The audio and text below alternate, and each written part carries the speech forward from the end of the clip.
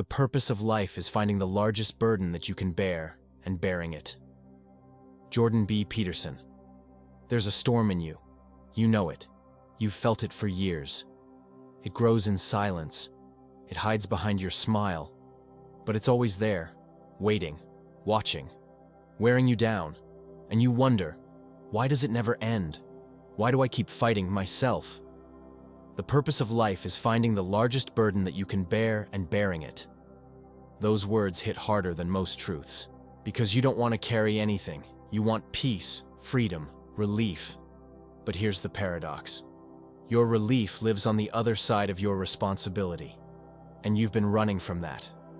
The war isn't out there. It's inside. Every morning you wake up with it. Every night you fall asleep with the noise still echoing. And somewhere along the way, you convinced yourself that your pain meant you were broken. That your fear meant you were weak. But what if it doesn't? What if fear is the invitation? What if your pain is the compass? You've been searching for purpose. But maybe you've avoided the very thing that would give your life meaning. Not because you're lazy, but because you're scared of the weight it demands. Responsibility, discipline, courage, unsexy words, but they build the only life worth living. You want motivation? Forget it. Motivation fades, discipline stays, structure stays, truth stays. You've read the quotes, you've watched the clips, but still, something in you resists. Why? Because something in you knows. If you actually accepted your strength, you'd have no excuse left. And that's terrifying. It's easier to say, I'm overwhelmed, than to admit you're hiding from your own power. It's easier to stay distracted than to confront the path you were born to walk. But listen, this war is not against your emotions. It's not against your chaos. It's a war against your avoidance, your delay, your denial. The lie that whispers, maybe tomorrow, maybe next month, when I'm ready. You're never going to feel ready. That's not how this works. You act your way into readiness. You move. Then clarity comes. But you've been trained to wait, to analyze, to hesitate, to overthink. You don't need more information. You need a decision. One honest moment, right now. So stop scrolling. Take this seriously. Ask yourself, what burden have I been avoiding? What war have I been pretending doesn't exist? And more importantly, who would I be if I faced it? Not the filtered version, not the curated version, the real one. The version that bleeds, that breaks, that gets back up. Because that version, that's the one the world needs. Not your perfection, not your comfort, your courage. And if you're feeling something right now, good. That's not weakness. That's a signal. Something inside you is waking up, noticing the truth. Noticing that maybe you've been hiding behind pain when you were meant to walk through it. Let's be honest. You've been playing small, settling, avoiding the burden that was yours to carry. But here's the thing. Your soul isn't asking for less weight. It's asking for a worthy one, a direction, a mission. It's not about being busy. It's about being aligned with something real, something worth the suffering. And you know what that is. You've always known. But fear makes you forget. Doubt makes you delay. And comfort makes you disappear. Don't let that happen again. Not this time. Now, before we move forward, I want to hear from you. Drop one sentence in the comments. What's the one thing you've been avoiding that you know you need to face? Say it. Name it. Bring it into the light. Because the moment you do, it starts to lose its power. And if this is speaking to you so far, don't forget to subscribe. We're just getting started. There's something no one told you. Freedom hurts. It doesn't feel like a wide open sky. It feels like vertigo. Like standing on the edge with no one to blame. No one to follow. No one to save you. You wanted freedom. But now that it's here, you're frozen. Not because you're weak, but because you suddenly realized you're the one who has to move. You're the one who decides. And that decision is terrifying. Because when there's no one left to point at, no excuses, no illusions, just you and the weight you've been avoiding, you start to see yourself clearly. Not the version you sold to others, but the one you abandoned, the one you betrayed. That version of you still waits, still believes in you. But you keep leaving them behind for easier paths, for softer silence, for comforting lies. You keep telling yourself, I'm figuring it out. But figuring it out is just a code word for hiding. You're not stuck because you're lost. You're stuck because you're afraid to choose. And that's where the war lives. In your refusal to choose, to take ownership, to say, this is mine. I'm not running anymore. So many people live half dead because they're afraid of what full responsibility would demand. They crave power, but fear the price. You can't have both. You can't walk into your potential without leaving behind the version of you that chose comfort over courage. So you stand in the hallway, between who you were and who you could become. And the longer you stay there, the more your soul screams. Because the hallway is hell. It's indecision. It's paralysis. It's spiritual decay. You scroll. You compare. You distract. But you don't move. You don't choose. And every day you don't choose, the war grows louder. You've got to understand this. The burden isn't just a challenge. It's an answer to the question you've been asking your whole life. Why am I here? You're not here to be entertained. Not here to be liked. You're here to carry something. To hold a piece of order in a world that constantly falls into chaos. And that starts inside. You think the enemy is out there, but it's in you. In your passivity, in the soft voice that tells you, you can wait. You're not ready. You're not enough. You know that voice. But here's the truth. It's not your voice. It's borrowed. It's built from pain, from parents, from failure, from culture, from fear. But it is not you. The real you, the deep you, is still buried, still intact, still calling. And maybe that's why you're watching this. Not for advice, not for hype, but for a mirror. To be reminded that you were made for more. Not more attention, more meaning, more weight, more depth. You don't need someone to save you. You need someone to call you out, to shake you awake. So hear this. You are not tired. You are underused. You are not broken. You are bored.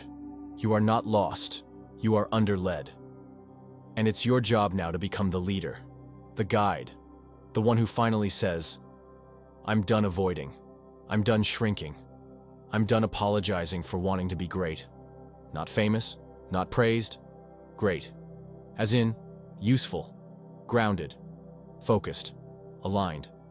This is the moment, the choice, the shift, and you feel it.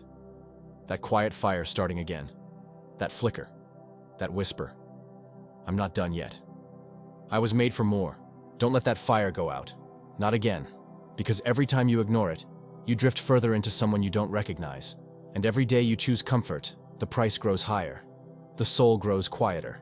Until one day, you wake up in a life you didn't choose. But you did create. One compromise at a time. Don't let that be your story. You don't need another plan.